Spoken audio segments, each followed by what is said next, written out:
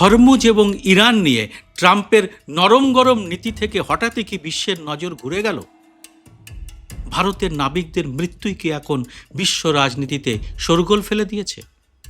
কারণ ভারতীয় নাবিকদের এই মৃত্যুর দায় প্রায় সরাসরি স্বীকার করেছেন আমেরিকার বিদেশমন্ত্রী মার্কো রুবিও। আর ভারতের বিদেশমন্ত্রীকে রীতিমতো কড়া কথাও শুনিয়েছেন তিনি। উল্টো দিকে ভারতেরও দাবি জয়শঙ্করও ছেড়ে কথা বলেননি আমেরিকার বিদেশমন্ত্রীকে। ফলে ওই 3 নাবিকের মৃত্যুই এখন এই মুহূর্তে বিশ্বের সবচেয়ে বিতর্কিত বিষয় হয়ে দাঁড়িয়েছে। আর ভারতের আভ্যন্তরীণ রাজনীতিতে তো এটাই এখন সব থেকে বড় বিষয়। তবে এর মধ্যে রবিবার আরও এক নাবিকের মৃত্যুর খবর সামনে এসেছে। তার নাম নিশান্ত উর্থানাথন। তিনিও একটি তেলের ট্যাঙ্কারের নাবিক।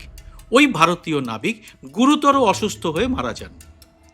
অভিযোগ উঠেছে মার্কিন নৌবাহিনী তার চিকিৎসার সাহায্যের আবেদনে সাড়া দেয়নি। আর ঠিক এই রকম উত্তেজনার মুহূর্তে আগুনে ঘি ঢালার মতো দেশ বিদেশের বিভিন্ন গণমাধ্যমে দেখা গেল প্রধানমন্ত্রী নরেন্দ্র মোদীকে। মার্কিন নৌবাহিনীর ক্ষেপণাস্ত্র হামলায় ভারতীয় নাবিকদের কথা নিয়ে যখন দেশের রাজনীতি উত্তাল, ঠিক তখনই নরেন্দ্র মোদীকে দেখা গেছে ফ্রান্সের দ্বিপাক্ষিক সফরের এক উৎসব মুখর মেজাজে। অথচ এরকম ক্ষেত্রে ফ্রান্সের প্রেসিডেন্ট ইমানুয়েল ম্যাক্রোর এক চমৎকার ইতিহাস আছে। আমেরিকার প্রবল পরাক্রমশালী প্রেসিডেন্টকেও তিনি যে 1 ইঞ্চিও রেয়াত করেন না, তার প্রমাণ ছড়িয়ে রয়েছে একাধিক ভিডিওতে। পরে বলবো সে কথা। তার আগে বলিনি, শুধু মার্কিন বিদেশমন্ত্রী রুবিওই নন, বিখ্যাত সংবাদ ব্যাখ্যাকারী সংস্থা চ্যাথাম হাউস আরও গুরুতর একটি বিষয় সামনে এনেছে, যা ভারতের পক্ষে মোটেই সম্মানজনক নয়। সে কথাও বিস্তারিতভাবে সামনে আনব। তবে আমেরিকার উদ্ধত বিদেশমন্ত্রী যেভাবে ভারতের বিদেশমন্ত্রীর মুখের উপর কথা বলেছেন, তাতে মনমোহন সিং জমানার পুরনো একটি ঘটনা আবার সামনে এসে গেছে। আমেরিকা এর আগেও একবার ভারতীয় কূটনীতিকের সঙ্গে অশালীন এবং আপত্তিকর আচরণ করেছিল মনমোহন সিংয়ের আমলে। আর ঠিক যেমন কুকুর তেমনই মুগুর চালিয়েছিলেন সর্দার মনমোহন সিং। আর সে প্রসঙ্গ এতটাই প্রাসঙ্গিক হয়ে উঠেছে যে তা দিয়েই আলোচনাটা শুরু করব।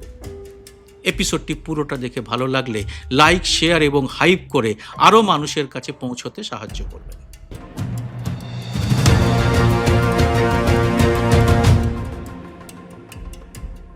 নমস্কার, সবাইকে স্বাগত। আমি সুব্রত বসু। 2013 সালের ডিসেম্বর মাস, তখন ভারতের প্রধানমন্ত্রী ডক্টর মনমোহন সিং। 56 ইঞ্চি ছাতির জন্য তার একেবারেই খ্যাতি ছিল না। তার খ্যাতি ছিল বিশ্ববিখ্যাত অর্থনীতিবিদ হিসেবে। কিন্তু আপাদমস্তক ভদ্র সভ্য এই বিদ্বান মানুষটিও যে দরকারের সময় কতটা আয়রনম্যান হয়ে উঠতে পারেন, তা হাড়ে হাড়ে বুঝেছিল মহাশক্তিধর আমেরিকাও। ঘটনাটা কি? আমেরিকায় ভারতের তৎকালীন ডেপুটি কনসাল জেনারেল দেবযানী খোবরাগাড়েকে ওই সময় হেনস্থা করেছিল ওবামা প্রশাসন। দেবযানী তার পরিচারিকাকে কম বেতন দিচ্ছেন এবং ভিসা জালিয়াতি করেছেন, এই ছিল তাদের অভিযোগ। এরকম একটা ছোট্ট অভিযোগে মার্কিন পুলিশ রাস্তায় হাতকড়া পরায় এবং স্ট্রিপ সার্চ করে ভারতের কূটনীতিবিদকে। এর জবাবে তৎকালীন প্রধানমন্ত্রী মনমোহন সিংয়ের ইউপিএ সরকার আমেরিকার বিরুদ্ধে নজিরবিহীন এবং অত্যন্ত কঠোর কূটনৈতিক পাল্টা ব্যবস্থা নিয়েছিল। কিরকম? দিল্লির মার্কিন দূতাবাসের বাইরে থাকা সমস্ত কংক্রিটের নিরাপত্তা ব্যারিকেড এবং পুলিশ বুথ রাতারাতি বুলডোজার দিয়ে গুঁড়িয়ে দেওয়া হয়। হ্যাঁ, বুলডোজার, অর্থাৎ যোগীর অনেক আগেই মনমোহন সিং বুলডোজার ব্যবহার করেছিলেন। আর সেটা করেছিলেন আমেরিকার দূতাবাসের সুরক্ষার ব্যারিকেড ভাঙতে। 17 ডিসেম্বর দ্য টেলিগ্রাফে এই নিয়ে একটা রিপোর্টিং এখন ভাইরাল হয়েছে। ওই রিপোর্টে আছে ভারতে কর্মরত সমস্ত মার্কিন কূটনীতিক এবং তার পরিবারের বিশেষ কূটনৈতিক পরিচয়পত্র বা আইডি কার্ড ফেরত নিয়ে নেওয়া হয়েছিল, যা তাদের বিশেষ সুবিধা বাতিল করার প্রথম ধাপ ছিল। মার্কিন দূতাবাসের জন্য শুল্কমুক্ত মদ, খাবার এবং বাণিজ্যিক পণ্য আমদানির সুবিধেও পুরোপুরি বন্ধ করে দেয় মনমোহন সরকার। মার্কিন দূতাবাসের ভেতরে বেআইনিভাবে চলা ক্লাব, সুইমিং পুল এবং রেস্তোরাঁ বন্ধ করে দেওয়ার নির্দেশ দেওয়া হয়, যা থেকে তারা বাণিজ্যিকভাবে আয় করত। এবং সেখানে কর্মরত ভারতীয়দের করের বিবরণীও চাওয়া হয়। শুধু তাই নয়, কড়া কূটনৈতিক পদক্ষেপ নেওয়া হয় ওই সময়। লোকসভার স্পিকার সহ ভারতের শীর্ষ রাজনৈতিক নেতৃত্ব ভারতে সফররত মার্কিন কংগ্রেসের প্রতিনিধি দলের সঙ্গে পূর্ব নির্ধারিত বৈঠক বয়কট করেছিলেন। প্রধানমন্ত্রী মনমোহন সিং মার্কিন আচরণকে প্রকাশ্যে নিন্দনীয় বলে তীব্র ক্ষোভ প্রকাশ করেন। চাপে পড়ে আমেরিকা নতজানু হয়ে ভারতের কাছে সরকারিভাবে ক্ষমা চায়। এটাই ছিল মনমোহন সিংয়ের জমানা। কিন্তু এবার কি হচ্ছে? এবার আসবো চ্যাথাম হাউসের খবরের বিশ্লেষণে। বিশ্ববিখ্যাত রাজনৈতিক বিশ্লেষক সংস্থা চ্যাথাম হাউসের একটি খবর সামনে এসেছে এই সময়।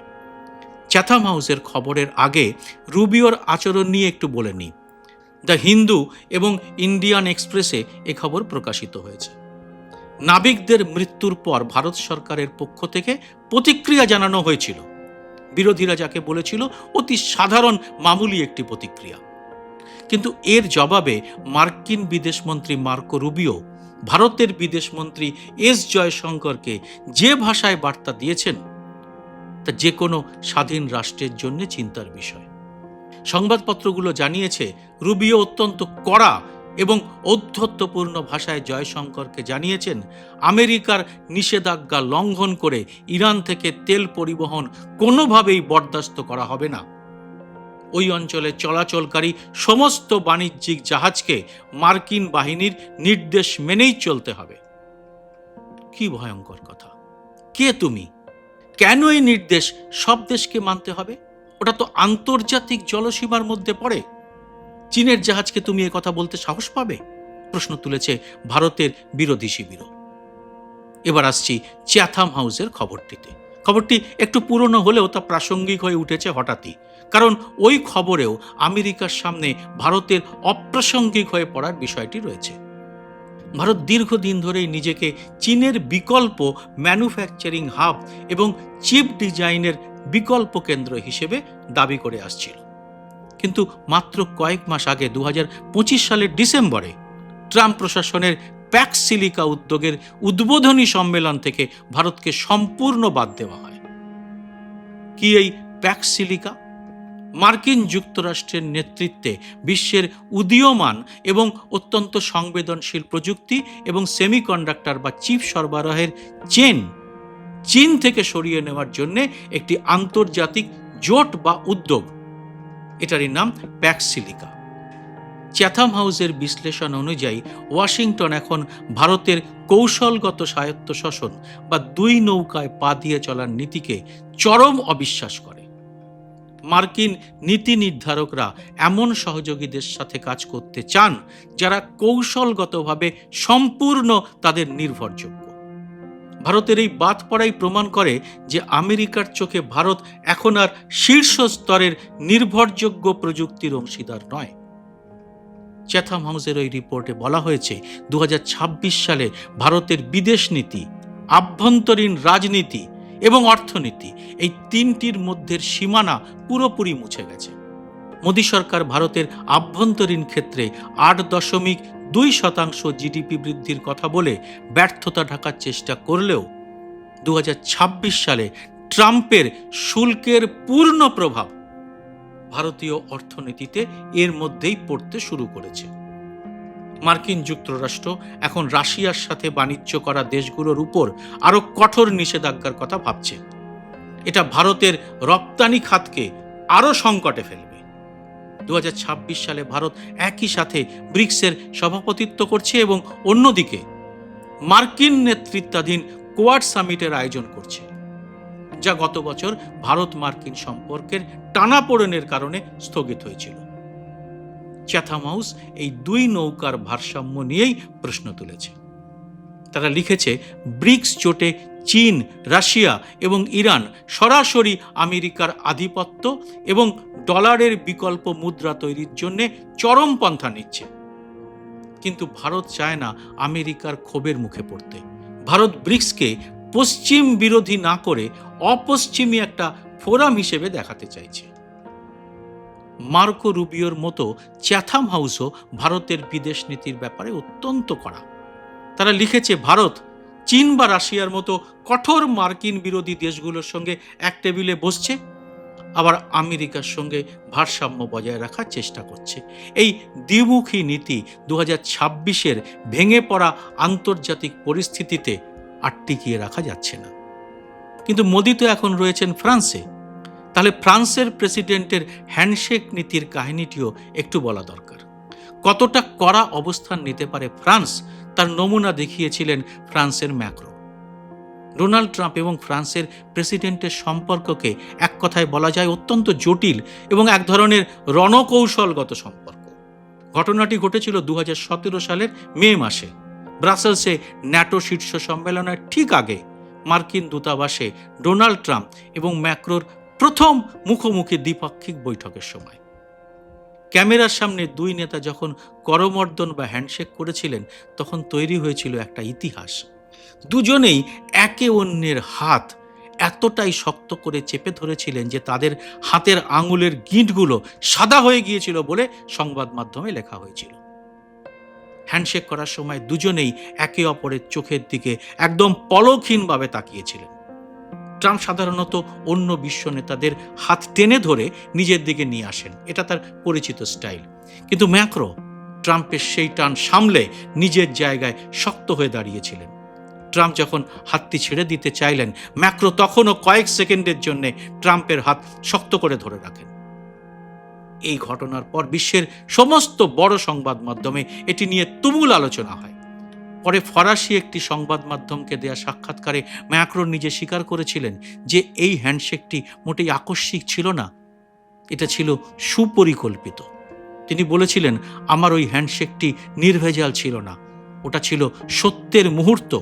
আমাদের দেখাতে হতো যে আমরা কোনো ছোটোখাটো ছাড় দেব না, এমন প্রতীকী কোনো বিষয়েও নয়। তবে এর মানে এই নয় যে আমি খুব মিডিয়া পাগল, কিন্তু আমাদের নিজেদের অবস্থানটা শক্তভাবে জানান দেওয়াটা জরুরি ছিল। বলা হয় ম্যাক্রো তখন সবেমাত্র ফ্রান্সের প্রেসিডেন্ট নির্বাচিত হয়েছেন এবং বিশ্বমঞ্চে তিনি বেশ অপরিচিত ছিলেন। ম্যাক্রো আসলে এই হ্যান্ডশেকের মাধ্যমে ট্রাম্প এবং বাকি বিশ্বকে একটা স্পষ্ট বার্তা দিতে চেয়েছিলেন। কি সেই বার্তা? ফ্রান্সের নতুন প্রেসিডেন্টকে সহজে দমানো বা হালকাভাবে নেওয়া যাবে না। তিনি ট্রাম্পের আধিপত্যবাদী আচরণের মুখোমুখি দাঁড়িয়ে সমান শক্তিতে জবাব দিতে প্রস্তুত আছেন।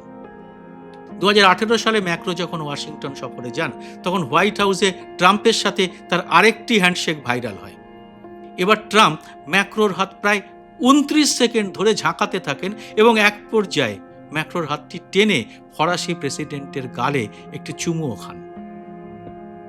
সাংবাদিকরা ঠাট্টা করে বলেছিলেন, ট্রাম্প হয়তো 2017 সালের সেই হ্যান্ডশেকের হারের প্রতিশোধ নিতে এবার এতটা আগ্রাসী আতিথেয়তা দেখিয়েছিলেন। মানে এবার তিনি শক্তের ভক্ত হতে বেশি দেরি করেননি। এই ঘটনাটি এখন উল্লেখ করার মতো। জয়শঙ্করকে মার্কো রুবিও যেভাবে কথা বলেছেন তা মনে করিয়ে দিচ্ছে ম্যাক্রোর ওই হ্যান্ডশেকের কথা। প্রধানমন্ত্রী মোদি সেই ফ্রান্সেই গেছেন। G7 বৈঠকের ফাঁকে তার সঙ্গে ট্রাম্পের বৈঠকের কথাও আছে। সেখানেও নাবিকদের মৃত্যু নিয়ে কোনো বার্তা কি তিনি দিতে পারবেন ট্রাম্পকে বা অন্তত রুবিওকে? এ বিষয়ে আপনাদের মতামত অবশ্যই জানান কমেন্ট বক্সে। জয় হিন্দ, সত্যমেব জয়তে।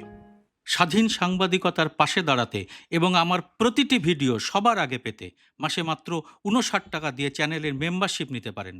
চ্যানেলটি খুলে জয়েন শব্দটিতে ক্লিক করে যে কোনো দেশ থেকেই খুব সহজেই এ কাজ করা যায়। চ্যানেলটি ভালো না লাগলে সহজে মেম্বারশিপ ছেড়েও দিতে পারবেন।